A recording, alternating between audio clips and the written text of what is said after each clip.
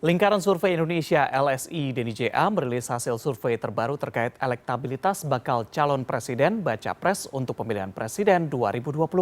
Hasilnya, tren elektabilitas Ketua Umum Partai Gerindra Prabowo Subianto menunjukkan kecenderungan yang menanjak sejak Januari hingga Juli 2023. Wali Kota Solo Gibran Rakabuming Raka menjadi bawa pres yang paling potensial untuk berdampingan dengan Menteri Pertahanan Prabowo Subianto dalam Pilpres 2024. Kita akan langsung membahasnya bersama peneliti LSI Ikrama Masleman. Mas Ikram, selamat malam. Selamat malam Mas Reza, selamat malam pemirsa. Mas Ikram, ini yang cukup menarik adalah kita membahas mengenai bursa dari cawapres sendiri, betul. Begitu ya.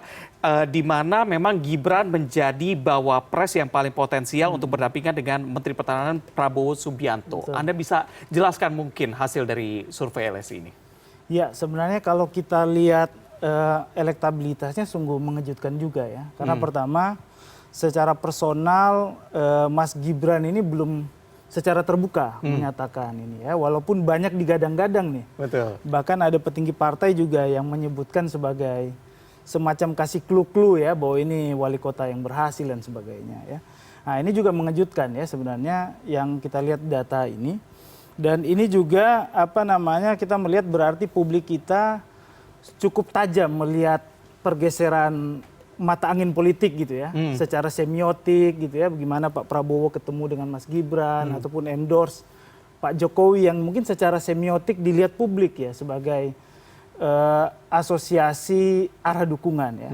Nah, sehingga kalau kita lihat mungkin ini ada hubungan dengan bagaimana fluktuasi elektabilitas ya, karena di Januari tadi disebutkan Ganjar tertinggi ya, kemudian di Mei mulai ini turun ya, kemudian ada peningkatan eskalasi dari Pak Prabowo ya, di mana memang ada banyak hal yang sangat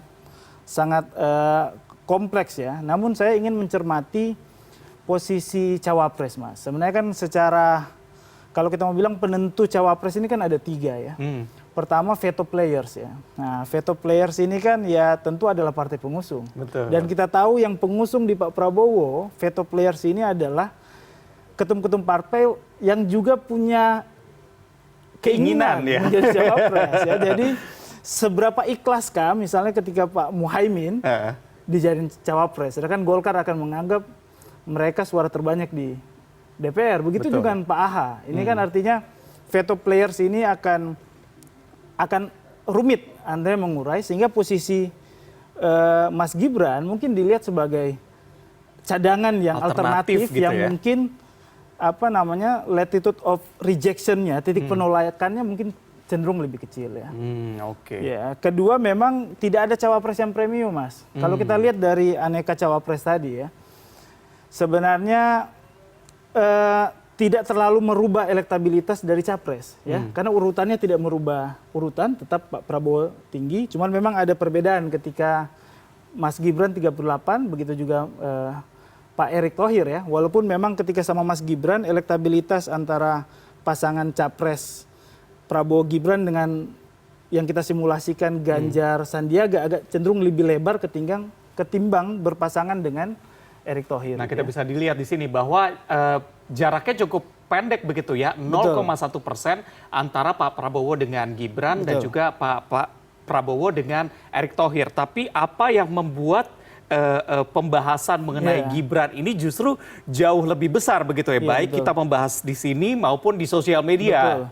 Sebenarnya yang menarik karena memang ini data yang mengejutkan juga bagi kami ya, karena pertama kita tahu Pak Erlangga, Erick Thohir ini kan exposure-nya udah jauh lebih jauh ya, dengan baliho ruang publik yang sedemikian masif ya, tentu jabatan publik. Tapi di sini angkanya antara Mas Gibran itu hampir sama dengan Pak Erick Thohir, hanya beda 0, itu kan kita nggak bisa tentukan siapa yang tinggi karena ada margin of error. Ya, margin of error ini tidak bisa kita simpulkan apakah lebih tinggi pasangan Prabowo Erick atau Mas Gibran. Namun yang kalau kita lihat dari persentase ini, pasangan Prabowo Gibran ya, ketika kita uji dengan 3 pasang itu rentang elektabilitas makin menjauh, makin lebar ya. Dengan kompetitor terdekatnya itu Ganjar Sandiaga ya. Kalau dengan Mas Erick itu cenderung lebih lebih kecil jaraknya. Misalnya kayak tadi itu kan 33 dan 34 ya. Betul. Jadi ada jarak. Sama juga faktor lain adalah popularitas, Mas. Reza ya. Kita lihat popularitas Mas Gibran ya juga tinggi ya di antara ketiga capres yang lain, cawapres yang lain ya. Jadi ini yang jadi alasan kenapa kita meng-highlight Mas Gibran, karena pertama satu kejutan dan kedua secara elektabilitas memang di atas tiga cawapres yang lainnya. Gitu. Oke, popularitas yang cukup tinggi ini bagi Mas Gibran sebenarnya lebih tinggi daripada anak-anak muda kalangan milenial yang lebih mengetahui Mas Gibran atau seperti apa dari data LSI? Ya, kalau kita lihat dari data ini di kalangan pemilih milenial dan zilenial ya, artinya tingkat popularitas Mas Gibran ini cukup diketahui atau anak muda ya punya atensi juga melihat representasi mereka ya. Karena kalau kita lihat popularitas Mas Gibran 83, kemudian Erick Thohir 78, Pak Muhaimin 70 dan Pak Erlangga 57% ya. Artinya sebenarnya kalau kita bandingkan dengan demografi pemilih ya, mayoritas pemilih di 2024 ya, ini kan adalah mereka yang muda ya, hampir 50% dan kita bisa bilang mayoritas adalah mereka yang milenial dan zilenial. Jadi sebenarnya begini ya, saya melihat ada momentum anak muda ya di Pilpres 24 dan sebenarnya dukungan yang besar ke Gibran ini bukan berarti mendukung semata ke Gibran aja, tapi mungkin publik melihat ini mendukung harapan-harapan anak muda ya, bahwa anak muda juga perlu ada representasi dalam politik. Maka jika dukungan ke Gibran tinggi itu sejatinya sebenarnya mendukung representasi anak muda ya, apalagi kan anak muda cenderung apatis ya, karena kan selalu diisi oleh wajah-wajah lama ya. Baik. Sedangkan kalau kita lihat di Amerika selalu dipikirkan antara capres dan cawapres termasuk perimbangan usia, Mas. Ya, perimbangan usia kayak Obama, cawapresnya waktu itu Biden yang cenderung lebih tua. Memang ada perimbangan-perimbangan itu. Mungkin itu yang jadi kekuatan Mas Gibran. Baik, Mas Ikram, yang cukup menarik di sini adalah sebenarnya Mas Gibran cukup tinggi, dikenal banyak masyarakat karena memang tokohnya dia yang sudah terjun ke politik sebagai wali kota Solo atau justru memang mendapatkan endorse karena anak dari Presiden Jokowi. Tadi kita juga sudah lihat bahwa presentasi 80% masyarakat selama ini merasa senang dengan kinerja Pak Jokowi. Ada hubungan ke situ kah atau memang murni dari kiprah politik Gibran selama ini? Oh pasti ya. Memang selain kiprah politik Mas Gibran, memang Mas Gibran diuntungkan dengan approval rating pemerintah Pak Jokowi ya, di mana di atas 80%. Saya lihat lembaga survei yang lain juga memotret hal yang sama, hampir semua di atas 80% dan ini yang menjadi kekuatan sebenarnya. Karena itu kita lihat Pak Prabowo terus coba mengasosiasi dengan Pak Jokowi, begitu juga Mas Ganjar ya. Bahkan belakangan saya lihat Mas Anies juga udah mulai tidak terlalu berseberangan karena faktor ini ya. Karena endorse Jokowi artinya menjadi hal yang sangat signifikan di Pilpres 2024 ya. Dan pasti ada hubungannya, Mas. Baik. Ini yang cukup menarik adalah bergabungnya PAN dan juga Golkar begitu. Bagaimana Anda melihatnya dengan pasangan Prabowo? Apakah nantinya juga susunannya masih sama seperti ini atau justru akan ada perubahan atau tadi Anda katakan bahwa sebenarnya dibutuhkan alternatif lain yang sebenarnya cocok nih karena masing-masing punya hak veto tadi gitu ya. Betul, veto players ini menjadi kerumitan yang sangat besar. Ya. Mungkin Golkar ada Pak Erlangga yang juga tidak hanya keinginan Pak Erlangga, namun menjadi keinginan partai politik karena diputuskan di forum tertinggi Partai Golkar yang harus wajib ada Erlangga Hartarto.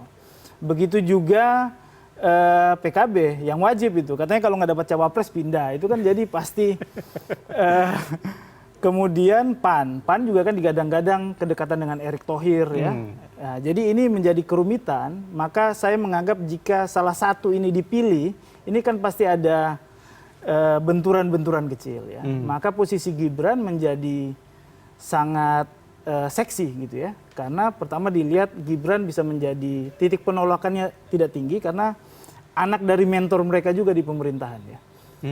Pemerintahan Pak Jokowi ya. Jadi sebenarnya lebih dilihat sebagai alternatif dan itu sudah disebutkan. Saya lihat Pak Muhaimin juga sempat menyebut ya kemudian ada endorse dari ketum-ketum partai yang lain. Saya pikir memang variabel Pak Jokowi jadi penting, tapi di politik Indonesia tidak ansih ketika pemimpin politiknya kemudian anaknya masuk dalam politik, kemudian ada penerimaan. Kan banyak kasus di Indonesia, misalnya kayak gubernur 2 periode di Sumsel, ya. Ketika ini dia turun ke anaknya gagal. Kemudian gubernur Kalbar, ya, ketika anaknya maju sebagai calon gubernur juga gagal.